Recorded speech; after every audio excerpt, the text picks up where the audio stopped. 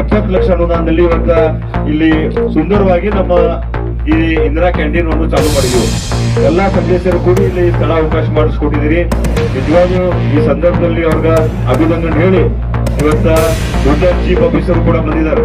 ಇವತ್ತ ಸದಲ್ಗ ಪಟ್ಟಣಿಗೆ ನಾನು ಪ್ರಕಾಶನ ಹುಟ್ಟಿಗೆ ಅವರು ನಮ್ದೇನ ಬಸವ ಸರ್ಕಲ್ ಬರೀ 2 ಬಸ್ ಹೋಗುವಂತ ಶಮನೇವಾಡಿ ರೋಡ್ ಆಗಲಿ ಇವತ್ತ ನಮ್ಮ ಜನವಾಡ್ ರೋಡಿಗ ಇವತ್ತ ಈಗಾಗಲೇ ಒಂದು ಎಸ್ಟಿಮೇಟ್ ಮಾಡಿ ಸರ್ಕಾರಕ್ಕೆ ಒಂದು ಪ್ರಸ್ತಾವನೆ ಕಳಿಸ್ಬಿಟ್ಟಿದ್ವಿ.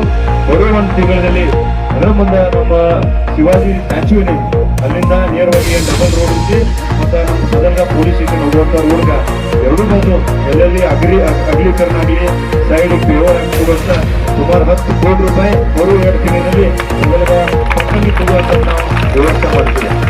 ಈ ಹಾಗೂ ಕೂಡ ನಾ ಈ ಸಂದರ್ಭದಲ್ಲಿ ಎಲ್ಲೆಲ್ಲಿ ರೈತರ ಕೋರ್ಪಟ್ಟಿ ಹೋಗುವಂತ ಹಾದಿ ಆಗಲಿ, ಹುಡುಗಿಯರ ಬೋರ್ವೆಲ್ ಆಗಲಿ